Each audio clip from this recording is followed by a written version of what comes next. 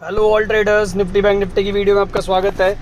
आज हम डिस्कस करेंगे जो 4 इंपॉर्टेंट रिजल्ट आए हैं रिलायंस का, HDFC bank, Kotak bank and एक और रिजल्ट आया है विप्रो का, जो आ चुके हैं, अभी तक डिक्लेयर हो चुके हैं, जो कल और आज में आने थे मार्केट क्लोज होने के बाद, कि उनका इफेक्ट जो है निफ्टी में क्या पड़ सकता है। कल हमने ऑलरेडी वीडियो पोस्ट करी हुई है कि अब आने वाले दिनों में जो है मार्केट में क्या लग सकता है, वो सारी चीज़ें हम ऑलरेडी वीडियो पोस्ट करे हुए हैं, तो वो भी आप देख सकते हो। थोड़ा बहुत आज भी बता देंगे कि क्या आने वाले टाइम जो है अब लग रहा है कि मार्केट में होगा। अब देखो, जैसे लगातार मार्केट बढ़ रहा था, डाउ जोन्स सारा ग्लोबल बढ़ रहा था, अब देखोगे आप ग्लोबल, कल भी मार्केट ग्लोबल का थोड़ा सा डाउन था, बट क्लोजिंग होते होते आप देखो डाउ जोन्स एक टाइम पे 450 तक माइनस जा चुका था, नैस्डैक जो है 200-250 तक माइनस जा चुका था, और क्लोजिंग भी फिर भी जो है डाउ जोन्स ने जो है 382 पे दी है, नैस्डैक ने 183 पे दिया है, डैक्स 206 माइनस हो चुका है। एंड निक्कई की बात करें तो निक्कई अभी इसमें फ्लैट दिख रहा है, बट ये करीब 39,600 के आसपास है। अभी इसमें थोड़ी सी पता नहीं एडजस्टमेंट क्या हुई है, जिस वजह से यहाँ पे शो नहीं हो रहा है। एंड हैंग सेंग की बात करें तो वो 361 माइनस है, मतलब हायर लेवल से जो है मार्केट काफ़ी ज़्यादा करेक्ट हो चुके हैं ग्लोबली, बट हम अभी उतने करेक्ट नहीं हुए हैं, तो हमें अब करेक्ट होना बाकी है, जिस वजह से जो है मार्केट हमें अब आने वाले दिनों में डाउन साइड दिख सकता है। क्योंकि मंडे के बाद ट्यूसडे को जो है बजट भी है, तो क्या होगा वही सारी चीज़ें। पहले तो मंडे को जो है रिजल्ट पे मार्केट इफेक्ट देगा, उसके बाद जो है ट्यूसडे को बजट डे है, उस दिन मार्केट क्या करता है वो दिखा, वो इस चीज़ पे हम बात करेंगे। हम एडीआर की बात कर लेते हैं। आईसीआईसीआई बैंक का एडीआर जो है आधे % के आसपास डाउन है, इन्फोसिस का 2.5% के आसपास, रिलायंस का एडीआर आफ्टर रिजल्ट 4.5% डाउन है, एचडीएफसी बैंक का एडीआर 1.5% के आसपास डाउन है, एंड विप्रो का जो है एडीआर 11.5% डाउन है। एक टाइम पे ये 14% तक डाउन जा चुका था, अभी एडजस्ट होके जो है 11% डाउन है, और मुझको लगता है कि विप्रो करीब 10 से 15% जो है गैप डाउन ओपनिंग देगा, और पूरा आईटी इंडेक्स जो है मंडे को गिरने के लिए तैयार है।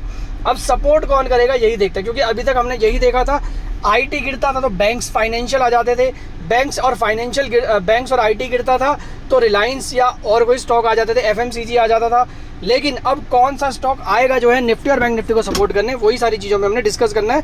बाकी अगर हम बात करें, अभी पूरा माहौल बन चुका है एक बड़ी गिरावट का, और गैप डाउन अभी कितना हो सकता है, अभी हमें जो दिख रहा है एसजीएक्स निफ्टी में करीब 117 पॉइंट का जो है मैं गैप डाउन दिख रहा है, बट मुझे लगता है कि इस तरह नहीं होगा, इससे ज़्यादा गैप डाउन होगा, यानी 200-250 पॉइंट के आसपास का जो है हमें गैप डाउन देखने को मिल सकता है, और हम उसके बाद एक बड़ी गिरावट की तरफ जा सकते हैं।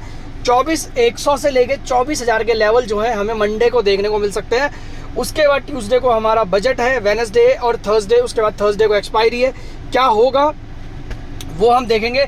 बट कल के दिन की बात करूं तो मुझे लगता है कल हम 24,000 से लेकर 24,100 निफ्टी में देख सकते हैं। डीआईआईज ने जो है 461 करोड़ की सेलिंग करी, एफआईआईज ने 1506 करोड़ की बाइंग करी, मतलब एफआईआईज नेट बायर बने हुए हैं, लेकिन कब तक बने रहेंगे वही हमने देखना है।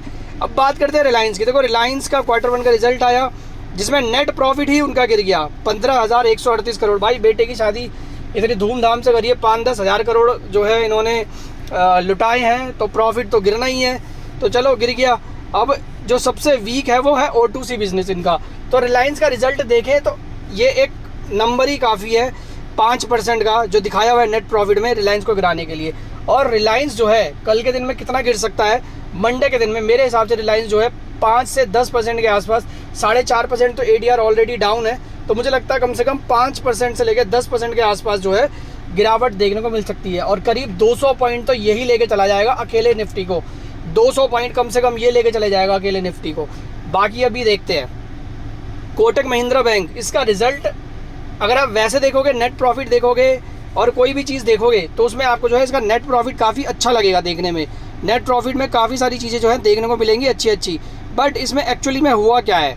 अगर हम बात करें कोटक महिंद्रा बैंक की, कोटक महिंद्रा बैंक ने Q1 में रिजल्ट में नेट प्रॉफिट 81% बढ़ाए, 6,250 करोड़ रुपए, और वो किस वजह से इन्होंने स्टैक सेल किया था इंश्योरेंस सब्सिडरी का, इसलिए। अब इसमें हकीकत क्या है वो हमने देखनी है।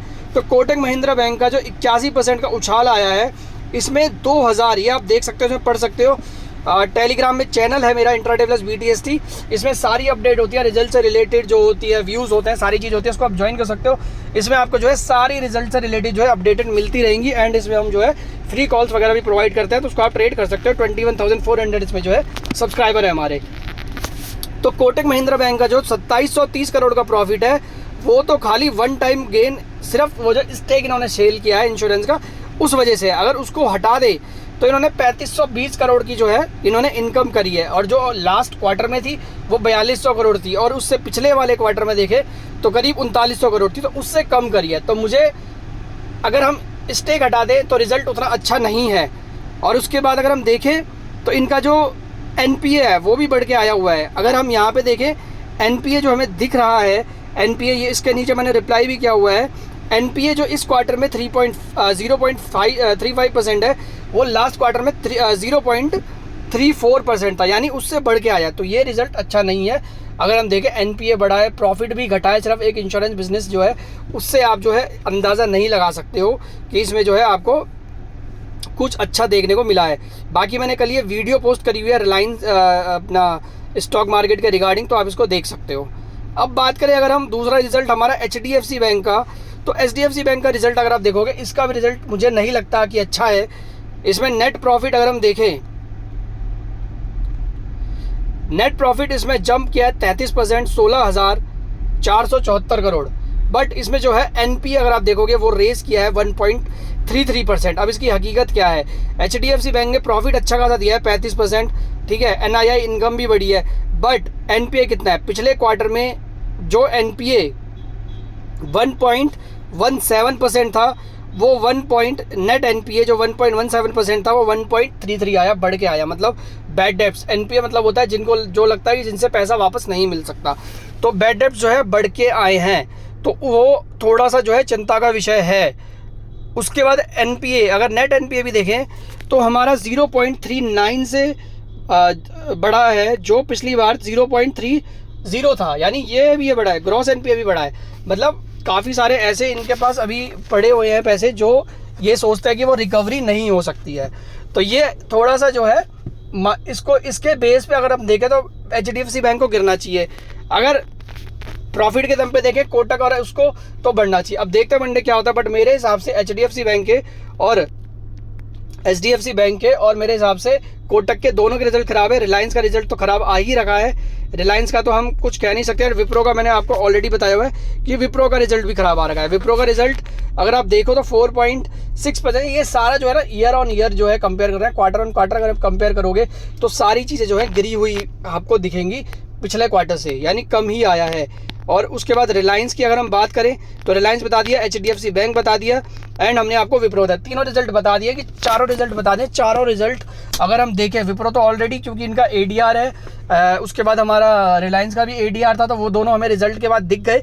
12% हमारा विप्रो गिरा हुआ था और 4.5% हमारा रिलायंस गिरा हुआ था, तो ये हमें दिख गया कि भाई इतना हमारा मार्केट गिरेगा। लेकिन एचडीएफसी बैंक का और जो कोटक का है इसका हमें पता चलेगा मंडे को, तो उसके लिए हम जो है मंडे का वेट करेंगे।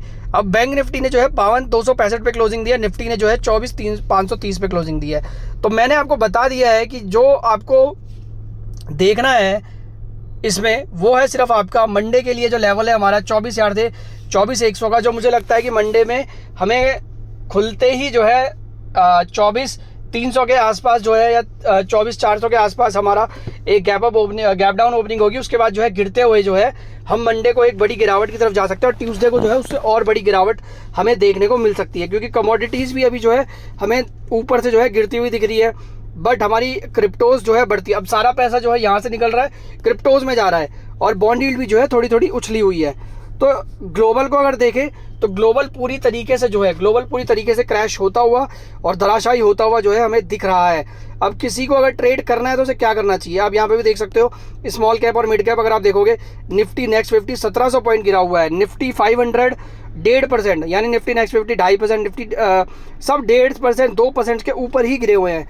Nifty 500 356 point, mid cap 1202 point, Nifty mid cap 50 जो है 406.2% गिरा है। आपका इंडेक्स मैनेजमेंट हो रहा है, इंडेक्स में दिखाया जा रहा है कि बार बार इंडेक्स ऊपर है या कम गिर रहा है, लेकिन जो प्रॉफिट बुकिंग हो रही है ना वो स्मॉल कैप और मिड कैप में बहुत ज़्यादा हो रही है, और यही जो है सीवियर बुकिंग अब जो है हमें निफ्टी बैंक निफ्टी पे भी देखने को मिले। मुझे लगता है कि निफ्टी कम से कम 250-300 पॉइंट एक गैप डाउन ओपनिंग देगा, बैंक निफ्टी 500-600 पॉइंट की गैप डाउन ओपनिंग दे सकता है, और उसके बाद हमें जो है बड़ा डाउन साइड जो है निफ्टी और बैंक निफ्टी दोनों में देखने को मिल सकता है। मुझे लगता है निफ्टी हमें जो है कल 24,000 से लेकर 24,100 के आसपास तक जाता हुआ दिख सकता है। बैंक निफ्टी हमें कल के दिन में जो है बैंक निफ्टी की अगर हम बात करें तो बैंक निफ्टी हमें कल के दिन में जो है अभी 52,265 में मुझे लगता है 51,800 के नीचे जाता हुआ फिसलता हुआ दिख सकता है और 51,500 तक भी आ सकता है कल के दिन में। अब देखना, और उसके बाद जो है 51,500 के बाद और नीचे आ सकता है। अब यही देखना हमें कि कल के दिन में जो है इन रिजल्ट का क्या इफेक्ट जो है मार्केट में पड़ता है। तो आज हमारी जो एनालिसिस है वो रिजल्ट के ऊपर थी कि इन रिजल्ट का इफेक्ट क्या पड़ेगा। मैंने बता दिया है, चारों रिजल्ट खराब है और किसी भी तरीके से बाइंग की आप नहीं सोचना। मैंने बहुत टाइम से मैं आप लोगों को बता रहा हूँ कि जो ये बाइंग दिखाई जा रही है ये ट्रैप था।